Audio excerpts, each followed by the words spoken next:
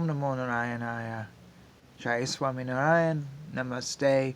Today we are starting the Brihadaranyaka Upanishad. Now this Upanishad has 6 chapters or parts, but they're quite long. This is one of the longer Upanishads, and so it's going to be broken up over quite a few videos, more than 6. So sit with me for a little while here, and let's discover together the Brihadaranyaka Upanishad. Section 1, Part 1. Om. The head of the sacrificial horse is the dawn, its eye the sun, its vital force the air, its open mouth the fire called Vaishvanara, and the body of the sacrificial horse is the year.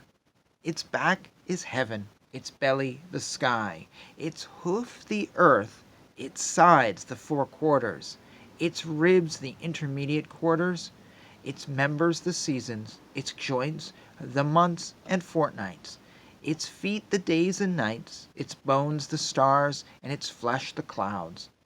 Its half-digested food is the sand, its blood vessels the river, its liver and spleen the mountains, its hairs the herbs and trees. Its forepart is the ascending sun, its hind part the descending sun. Its yawning is lightning, its shaking of the body is thundering. Its making water is raining, and its neighing is voice. The gold vessel called Mahiman in front of the horse, which appeared about it, is the day. Its source is the eastern sea. The silver vessel called Mahiman, behind the horse, which appeared about it, is the night. Its source is the western sea. These 2 vessels called Mahiman appeared on either side of the horse. As a Haya it carried the gods, as a Vajjan the celestial minstrels, as an Arvan the Asuras, and as an Asva men. The Supreme Self is its stable, and the Supreme Self its source. Part 1, Section 2. There was nothing whatsoever here in the beginning. It was covered only by death, or hunger, for hunger is death. He created the mind, thinking, let me have a mind. He moved about worshipping himself. As he was worshipping, water was produced. Since he thought, as I was worshipping, water sprang up. Therefore, fire is so called. Water surely comes to one who knows how fire came to have this name of Arka. Water is Arka. What was there like forth on the water was solidified and became this earth. When that was produced, he was tired. While he was tired and distressed, his essence or luster came forth. This was fire. He differentiated himself in 3 ways, making the sun the 3rd form, and the air the 3rd form. So this prana is divided in 3 ways. His head is the east, and his arms northeast and southeast, and his hind part is the west. His hip bones that northwest and the southwest, his sides the south and north, his back heaven, his belly the sky, his breast the earth. He rests on water. He who knows this thus gets a resting place wherever he goes. He desired, let me have a second body. He, death or hunger, brought about the union of speech, the Vedas, with his mind. What was the seed there became the year. Before him there had been no year. Death reared him for as long as a year, and after this period projected him. When he was born, death opened his mouth to swallow him. He cried, ah! That became speech. He thought, if I kill him, I shall be making very little food. Through that speech in the mind, he projected all this. Whatever there is, the Vedas, Rig, Yajus, and Saman, the meters, the sacrifices, men and animals. Whatever he projected, he resolved to eat. Because he eats everything, therefore Aditi, or death, is so called.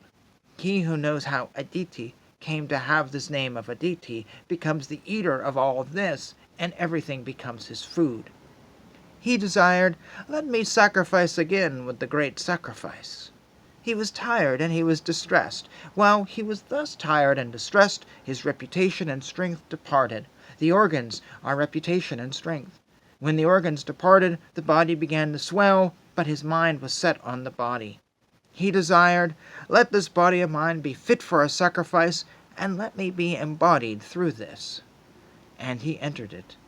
Because the body swelled, therefore it came to be known as Asva, the horse. And because it became fit for a sacrifice, therefore the horse sacrifice became known as the Asvameda. He who knows it thus indeed knows the horse sacrifice. Imagining himself as the horse and letting it remain free, he reflected on it. After a year, he sacrificed it to himself, and dispatched the other animals to the gods. Therefore, priests to this day sacrifice to Prajapati the sanctified horse that is dedicated to all the gods.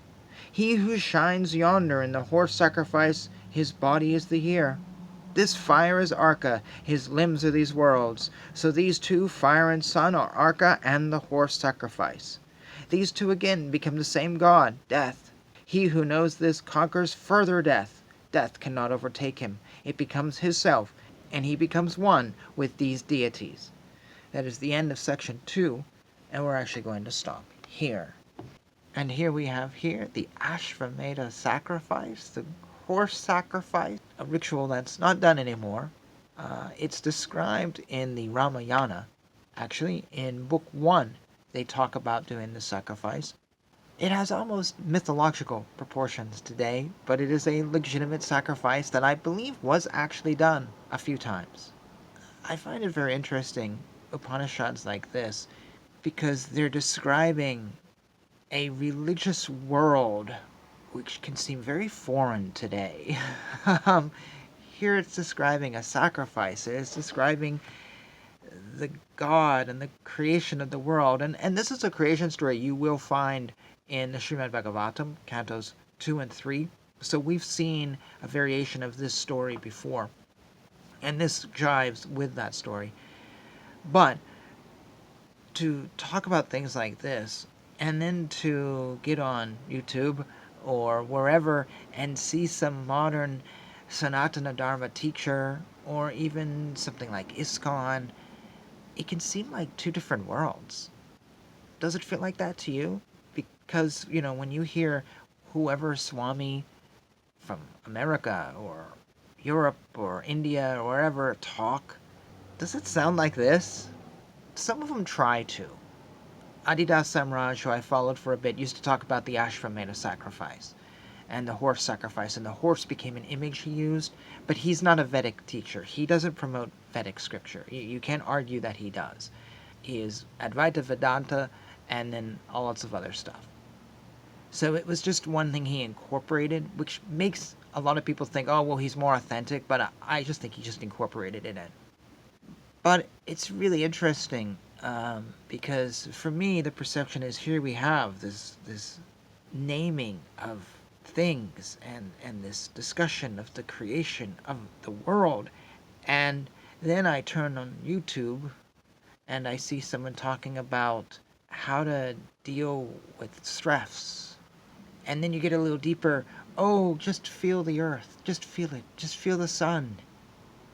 And it sometimes feels like what is being taught today, even it may say that it's Vedic, but it just doesn't feel Vedic. This is Vedic literature. The translation may be something different. It may not be right, but this is Vedic literature. And it feels so different than all those who talk about Vedic literature, or they supposedly cite the Vedas. Do they? Do they really? I'm not saying that their teachings are bad, and dealing with stress is very important, because you can't get here without dealing with the stress. But it's like, I don't know if there is any teachers. No, well, there is.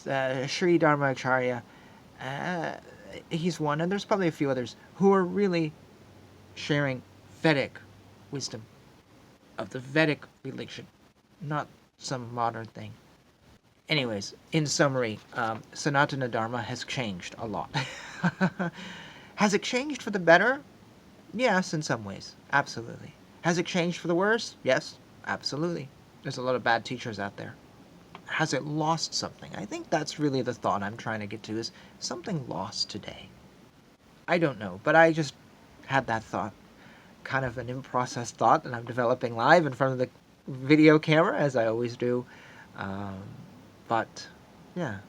So there we go. Next time, next video, we will start part 3 of section 1, or I guess section 3 of part 1. I don't know, however you want to call it.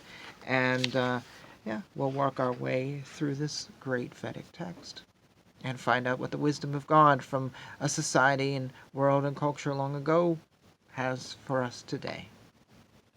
Thank you for watching. Jai Shri Krishna. Jai Shri Swaminarayan. Hare Krishna, Krishna Krishna, Hare Hare, Hare Rama, Rama Rama, Hare Hare.